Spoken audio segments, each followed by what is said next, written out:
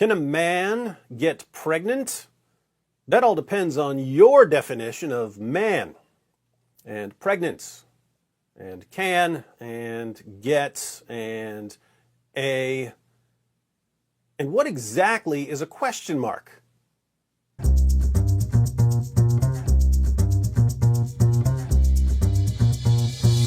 Men cannot get pregnant was trending on Twitter, and it was trending in all caps, so you know people really meant it. The latest backlash against pregnant men erupted after Senator Josh Hawley collided with UC Berkeley law professor CIRA Bridges at a Senate hearing about the Supreme Court's decision to overturn Roe v. Wade. Professor Bridges described the impact of the ruling on people with a capacity for pregnancy. Senator Hawley asked what she meant by that. You've referred to people with a capacity for pregnancy. Would that be women?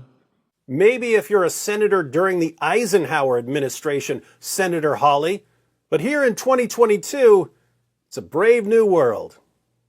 Many women, cis women, have the capacity for pregnancy. Many cis women do not have the capacity for pregnancy. There are also trans men who are capable of pregnancy, as well as non-binary people who are capable of pregnancy.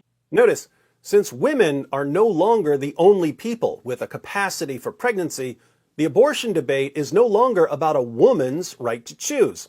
So Senator Hawley asks what the right is.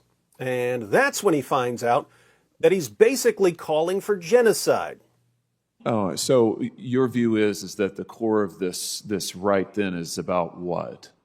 So I want to recognize that your line of questioning is transphobic, and it opens up trans people to violence. That escalated quickly. Hey, if we're no longer talking about a woman's right to choose because men can get pregnant too, then what right are we talking about? Asking that question is transphobic, and you're promoting violence against trans people. And it opens up trans people to violence by not recognizing them. Wow, you're saying that I'm opening up people to violence by asking whether or not women are the folks who can have pregnancies? Yep.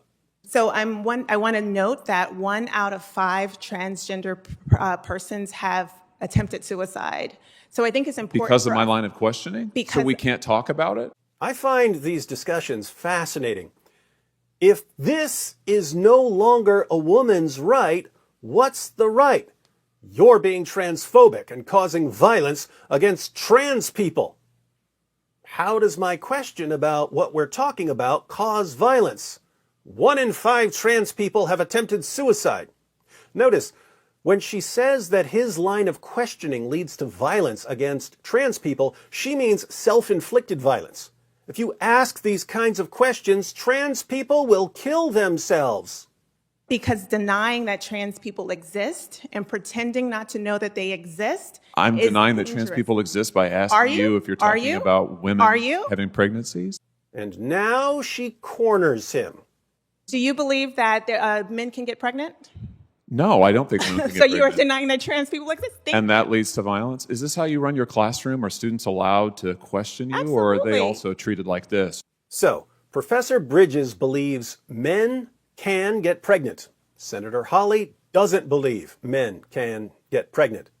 Who's right here? Well, they're both right. They're just using 2 different definitions of the word man. Senator Hawley is defining the word man in a traditional sense. Can a man, as the vast majority of people have used the term for thousands of years, get pregnant? No. Obviously no.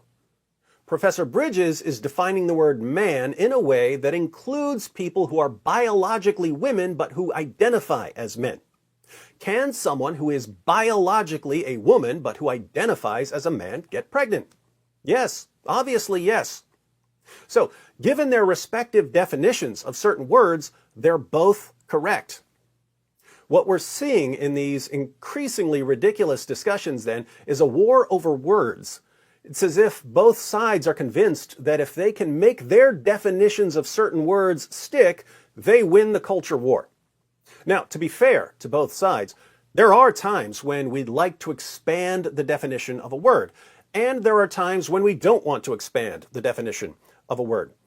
Suppose we find a tribe somewhere, and that tribe has a word that means human being, but the tribe only applies their word for human being to members of their own tribe. They don't apply the word to other people. Here we would probably think it's a good idea for them to expand the meaning of the word so that it includes all people. But we wouldn't want to keep expanding the word beyond that. We wouldn't want to apply the word for human being to chimpanzees, for instance, because if we expand the meaning of the word for human being so that it includes non-human beings, we've just ruined the word for human being. Once you've expanded the meaning of human being so that it includes non-human beings, what do you then call human beings? Do we come up with another word for human beings who really are human beings? So we've got words like man and woman, and we're being told that we need to expand the definitions to include people who don't fit the traditional definitions. The word man now has to include trans men. But there's a difference between a trans man and a non-trans man. So if the word man now refers to both trans men and non-trans men, what word should we use to refer specifically to non-trans men? Do we have to invent a new word? If we're going to invent a new word, why not just invent a new word that refers to the broader category, but continue using the word man in the traditional sense? Apparently, we can't do that, because if we do, people will slash their wrists. 1 out of 5 transgender persons have attempted suicide. So I think it's important Because of my line of questioning? So we can't talk about it? Isn't this interesting? You may think that this is a new development, that generations before ours didn't have these disputes. But let's read a passage from G.K. Chesterton. Chesterton was making fun of the BBC for censoring some controversial comments from George Bernard Shaw. But then Chesterton started talking about skepticism and how skepticism went from skepticism of supernatural claims to skepticism of moral claims to skepticism of totally ordinary claims. The BBC has broadcast any number of speeches on any number of subjects on which it is quite impossible for anyone to speak without expressing opinions that are widely controverted. But the case grows worse and worse every day as more and more principles come, in practice, to be controverted. For the secular society of today is skeptical not merely about spiritual assumptions, but about its own secular assumptions.